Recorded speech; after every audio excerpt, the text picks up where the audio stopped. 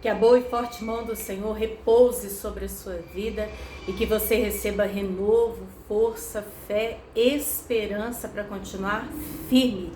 Eu gosto muito de falar isso com as pessoas. Firme, ainda que em tempos de fraqueza. De pé, porém de joelhos. Com os olhos bem abertos aqui, mas focados no alto, porque é de lá que vem o seu socorro, é de lá que vem o meu socorro, do Senhor que fez os céus e a terra, o Deus que dá o fôlego de vida, garante o fôlego de vida, tem poder para guardar, para cuidar, para livrar, para sustentar e manter firme de pé até o fim. E para que naquele grande dia estejamos face a face com o nosso Senhor, sem temer a nada e a ninguém, mas com aquela sensação de dever cumprido, que possamos, como o apóstolo Paulo, pela fé, diante de tantas lutas, tantas aflições, naquele dia, sem temer nada, olhar nos olhos dele, ter aquela convicção: eu combati o bom combate, eu acabei, eu encerrei a carreira e, acima de tudo, eu guardei a fé. Guarde a fé, alimente a sua fé, preserve a sua fé, não negocie, não venda, não a troque por nada. Seja como Nabote, que não negociou a sua vinha e chegou até mesmo perder o seu fôlego de vida por ela. Era uma herança dos seus pais. Não negocie a herança de Deus, a salvação através de Jesus Cristo, a presença do Espírito Santo de Deus. Mantenha as suas vestes sempre limpas. Continue o santo a se santificar, o limpo a se limpar. Faça o que Deus te chamou para fazer. Faça como Josué, que ouviu a voz do Senhor, para que ele não olhasse nem para a direita, nem para a esquerda, para que ele não temesse, mas para que ele fosse corajoso e meditasse na palavra dia e noite. Focasse naquele que o chamou para aquela grande tarefa de conduzir o povo até a terra prometida. Deus sabe o que ele coloca na sua mão. Ele conhece a nossa capacidade. Apenas tenha fé. Eu volto a dizer, alimente a sua fé, cuide da sua fé, preserve a sua fé. E pode ter certeza que, ainda que ela seja pequena, como um grão de mostarda, será o suficiente para ver montanhas se moverem de lugar. Porque Deus é o Deus do impossível. E eu quero compartilhar com você alguns versículos do Cântico de Davi, que ele louvou ao Senhor, quando o Senhor o livrou das mãos de todos os seus inimigos, inclusive das mãos do rei Saul, que estava em cima, a perseguição ferrenha, travada para matar. Mas ninguém toca naquele que Deus guarda. Ninguém faz descer a sepultura aquele que o Senhor não permite. Quando Deus chama, quando Deus levanta, ninguém abate, ninguém destrói. É Deus que guarda. O inimigo só vai até onde Deus permite. Quando Deus permite, é para a glória do Senhor. Vamos juntos?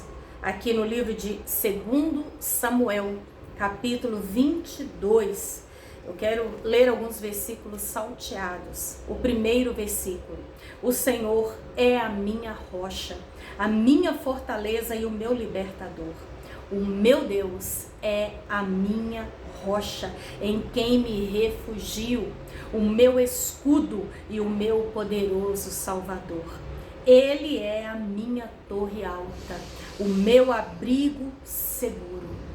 Tu, Senhor, és o meu Salvador e me salvas dos violentos. Clamo ao Senhor, que é digno de louvor, e sou salvo dos meus inimigos. Versículo 38. Persegui os meus inimigos e os derrotei.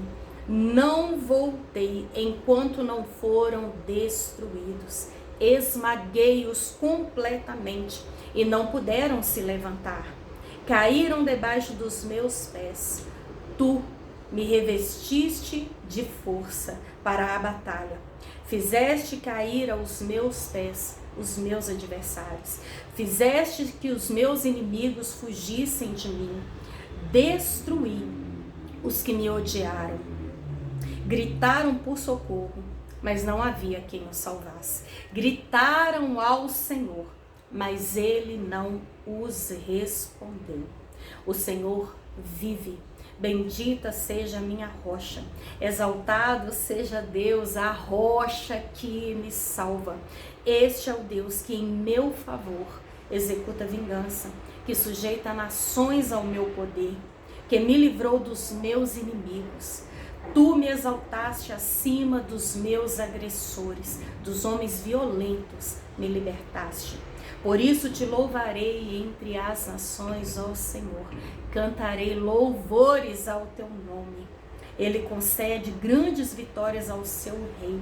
É bondoso com o seu ungido, com Davi e os seus descendentes para sempre. Maravilhoso esse texto, que se repete no Salmo 18. O que eu vejo aqui é um Deus que livra, que guarda, que sustenta, que protege, que cuida, que executa vingança, faz justiça, que repreende o espírito da morte, que honra, que ergue e que abate os opressores maus e violentos usados pelo maligno com toda a fúria para a morte. Mas se esqueceram que Deus é o Deus que dá a vida e livra quem quer que quiser livrar. O que eu vejo aqui é um Deus presente, é um Deus fiel. Mas Davi não era um homem qualquer, não era o melhor dos melhores. Pecou, pagou cruelmente pelos seus erros, porque Deus não tem o culpado por inocente, ainda que seja segundo o seu coração. Mas era um homem que constantemente estava prostrado na presença do Senhor, que louvava, que adorava. Escreveu quase que metade dos 150 salmos que nós conhecemos na Bíblia Sagrada. Era um homem que estava ali, na total dependência do Senhor.